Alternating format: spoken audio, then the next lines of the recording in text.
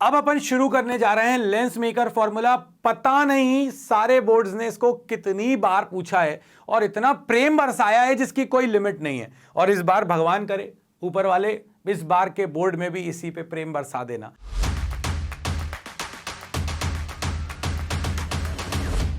तो चलिए lens maker की तरफ आगे बढ़ते हैं। लेंस मेकर्स की जब अपन बात करते हैं तो अपन सबसे पहले बनाते हैं लेंस। लेंस एक्चुअली दो कर्व्ड सरफेसेस से मिलके बना होता है। ये आपके सामने जो बना हुआ है ये दो कर्व्ड सरफेसेस से अपन ने एक मीडियम को ट्रैप कर दिया है तो ये बन गया है अपने पास लेंस। इसके अलावा ऐसी पॉसिबिलिटी भी थी कि आप इसको इस तरह से ट्रैप कर सकते थे, मतलब कि आप इस तरह से सरफेसेस के बीच में ट्रैप करते, उसको अपन कॉनकेव बोलते। वो अपन सेपरेट वीडियो में देखेंगे। फिलहाल अपन लेंस मेकर में कुछ अजम्पशंस के साथ इस डेरिवेशन को आगे बढ़ाते हैं और बहुत जल्दी खत्म करते हैं। सबसे पहले यहां पर ये हो गई अपने पास पॉइंट साइज ऑब्जेक्ट।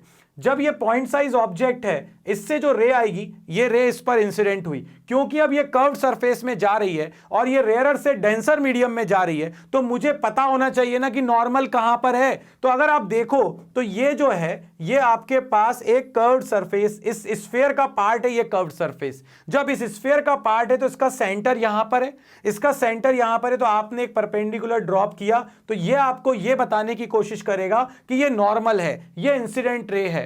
ऑब्वियसली अपन को पता चल गया, ठीक है। अब जैसे ही आपको पता चला तो रे आपकी सीधी जा रही थी, बट अब ये थोड़ी सी नॉर्मल की तरफ बैंड हो जाएगी। तो ये रे आपकी थोड़ी सी, ये जो बीच में पिद्दू सी रे दिख रही है ना, ये रे अब बैंड हो गई और ये रे बैंड हो गई और ये रे अब कहां जाने लगी, अब ये रे जा रही है इस पॉइंट की तरफ।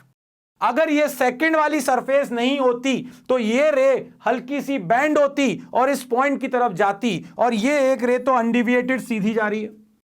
इसका मतलब है कि पहली वाली सरफेस कहां पर इमेज बना देती, I1 पर इमेज बना देती, और डिस्टेंस होती अपने पास ऑब्जेक्ट, इमेज की होती V1, ऑब्जेक्ट की होती U। बिल्कुल क्रिस्टल क्लियर था यहां पर। मगर हुआ क्या, फिर से यहां पर एक कर्व्ड सरफेस ने उसे रोक लिया। जब कर्व्ड सरफेस ने रोका तो रे जा रही थी ऐसी। अब मुझे पता होना चाहिए ना नॉर्मल कहां है, तभी तो मैं उसको अवे या टूवर्ड्स बैंड करूंगा। तो उसके लिए ये वाली जो कर्व्ड सरफेस है वो एक इस स्फीयर का पार्ट है। जब इस स्फीयर का पार्ट है तो इस केस में ये अपने पास आ गया सेंटर ऑफ कर्वेचर। यहां से अपन नॉर्मल ड्रॉ करेंगे। अब ये रे जा रही है डेंसर से रेयरर, तो सीधी जाने की जगह अवे फ्रॉम नॉर्मल हो जाएगी, क्योंकि रेयरर में जा रही है तो ये अवे हो गई। जब ये अवे हो गई तो ये रे जाकर यहां पर मीट करेगी। यानी किस पॉइंट पर मीट करेगी, ये इस पॉइंट पर मीट करेगी। और एक रे तो स्ट्रेट अनडिविएटेड आ रही थी, उसको तो कोई फर्क ही नहीं पड़ा। तो फाइनल इमेज आपकी बन गई I पर। मगर मेरी आंखें जैसे सीधा देखती हैं वैसे ही तुमसे कहता हूं, अगर मैं यहां से हाइड कर लूं, मैं इस सरफेस के लिए बात करूं, तो इस सरफेस को क्या पता कि दूसरी साइड पर एक सरफेस भी है। उसको तो लग रहा है एक रे यहां से आ रही है, एक रे यहां से आ रही है। मतलब कि ये जो इमेज थी जो पहला वाला बना रहा था I1 पे, वो दूसरे वाले के लिए ऑब्जेक्ट का काम कर रही है।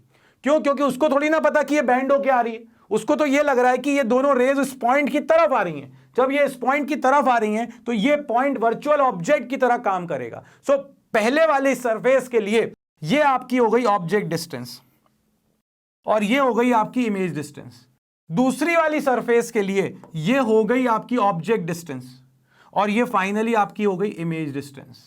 तो ये जो मैंने समझाया अभी, आपको बहुत सारी चीजें इसमें समझ में नहीं आई।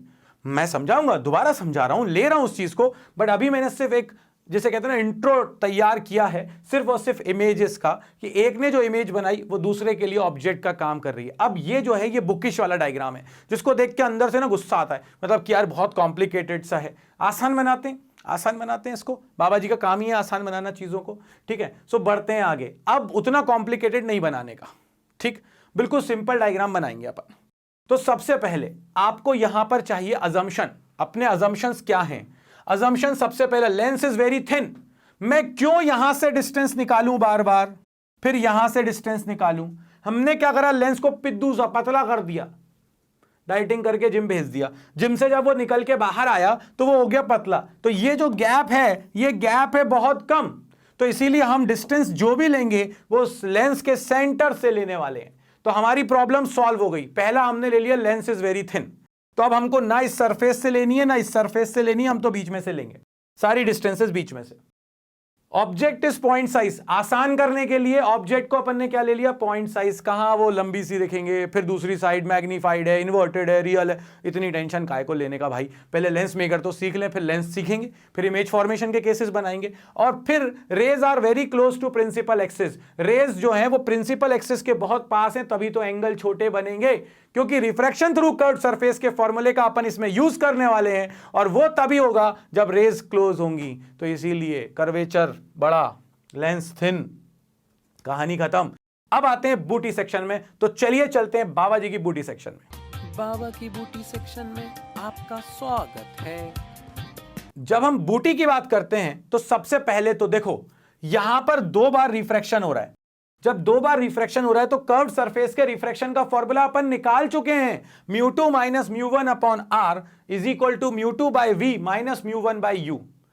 ये फॉर्मूला अपन निकाल चुके हैं, और इस फॉर्मूले का आपको यूज करना है।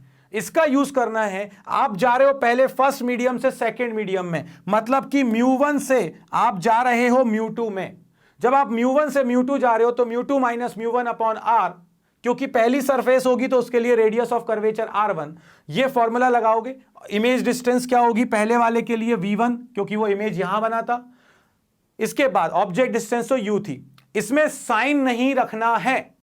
अब आप कहोगे क्यों नहीं रखना, साइन इसीलिए नहीं रखना है भाई, क्योंकि अगर अपन यहां पर एक फॉर्मूले से फॉर्मूला ड्राइव करते हैं, इस फॉर्मूले को ड्राइव करने में साइन रखे थे ना, मगर इस फॉर्मूले से दूसरा फॉर्मूला ड्राइव करने के लिए साइन रखने की आवश्यकता नहीं है। इसीलिए इस वाले में कभी भी अपन साइन कन्वेंशन नहीं रखते, और बताने वाले बता नहीं पाते, अपन ने बता दिया आपको। सीधे सीधी बात है कि फॉर्मूले से फॉर्मूला ड्राइव करो तो रखने की कोई आवश्यकता नहीं है। चलो अब देखो, image formed by the surface 1, पहली वाली सरफेस ने, बूटी नंबर 2, जो पहली वाली सरफेस ने ये इमेज बनाई I1 पे, ये 2 रेज जाकर जब यहां पर मिली, जो पहले वाले ने इमेज बनाई वो दूसरे वाले के लिए ऑब्जेक्ट की तरह काम करेगी। दूसरे वाले केस में आप जाओगे μ2 से μ1, तो जिस उस फॉर्मूले में जहां पर भी μ2 था उसको रिप्लेस कर दोगे μ1 से, जहां पर भी μ1 था उसको रिप्लेस कर दोगे μ2 से। μ1 is replaced by μ2, μ2 is replaced by μ1।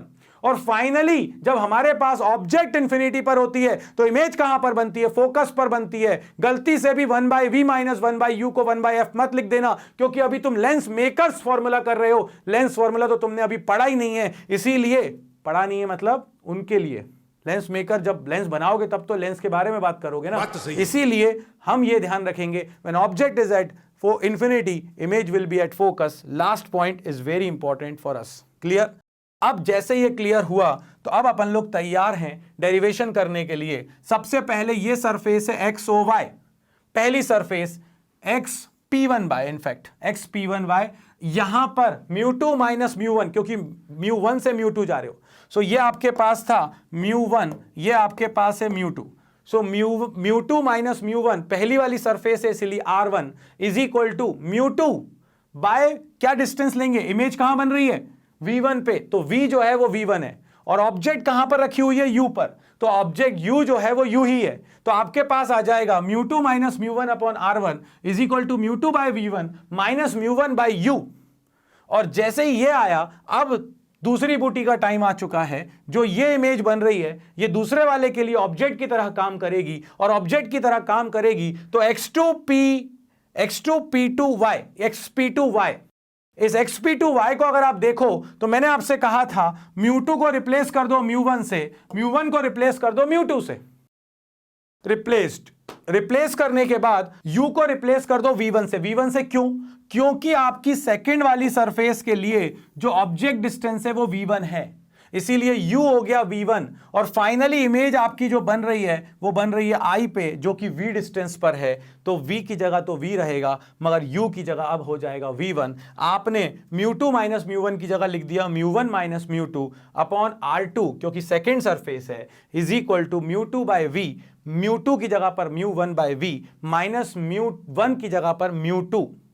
Interchange किया ना, यहां देखो μ1 है, यहां μ2 है, यहां μ2 है, यहां μ1 है, v तो v है, और यहां पर u क्या था, v1 था। अब इन दोनों को ऐड कर दो, कहानी खत्म हो चुकी है दोस्तों। जैसे ही आप ऐड करोगे इन दोनों को, आपको क्या मिलेगा, आपको मिलेगा μ2 minus μ1 by r1 plus μ1 minus μ2 by R2 is equal to μ2 by V1 minus μ1 by U plus μ1 by V minus μ2 by V1। अब आप देखो μ2 बाय V1 कैंसिल, इन दोनों में से कॉमन क्या आ रहा है μ1। यहां पर देखो मैंने क्या किया, इस μ2 और μ1 को कॉमन ले लिया, सो माइनस को बाहर लिया। जैसे ही माइनस को बाहर लिया ये प्लस बीच में बन जाएगा माइनस, ये बन गया माइनस, तो μ2 माइनस μ1 तो बाहर आ गया। बचा क्या आपके पास 1/R1 minus 1/R2 is equal to μ1 बाहर 1/V माइनस 1/U। क्या सिखाया था मैंने तुम्हें? मैंने ये सिखाया था कि जब मेरी ऑब्जेक्ट इंफिनिटी पर होती है तो इमेज कहां बनती है? फोकस पर बनती है दोस्तों। तो यहां पर रख दो U की जगह इंफिनिटी, V की जगह F, और ये आपके पास μ1 जो कॉमन आया था इसको डिनोमिनेटर में ले आओ। जब इसको डिनोमिनेटर में लेकर आओगे तो ये हो जाएगा आपके पास μ2 बाय μ1 माइनस 1, क्योंकि जब सेपरेट करेंगे तो यहां तो बचेगा बट ये वन कैंसिल हो जाएगा, μ1 बाय μ1 1 हो जाएगा। 1/R1 minus 1/R2 is equal to 1/F, और μ2 बाय μ1 को लिख सकते हैं 1μ2। सो लेंस मेकर फॉर्मूला आपके सामने आ चुका है, 1/F is equal to 1μ2 minus 1/R1 minus 1/R2। अब इस पर बेस्ड कुछ अच्छे क्वेश्चंस हैं, इस पर बेस्ड कुछ अच्छे क्वेश्चंस हैं, इस पर बेस्ड न्यूमेरिकल्स हैं, वो सारे के सारे वीडियोस के लिंक देखना बहुत ज्यादा जरूरी है। If you want to complete your optics and lens का जो लेंस मेकर फॉर्मूला है इस पार्ट को कंप्लीट करना है तो वो जो नीचे आपको वीडियोस के लिंक दिए हुए हैं उनको देखना बहुत ज्यादा जरूरी है। लॉजिकल क्वेश्चंस भी हैं, न्यूमेरिकल्स भी हैं। तो चलिए उन वीडियो को आप जल्दी से जाकर देखिए, लाइक करिए, शेयर करिए, सब्सक्राइब करिए, और जैसा कि बाबा जी ने आपसे कहा था मार्क्स तो आएंगे ही आएंगे, मार्क्स के पापा को भी आना पड़ेगा। तो मिलते हैं नेक्स्ट वीडियो में, तब तक के लिए बाबा जी की तरफ से जय हो।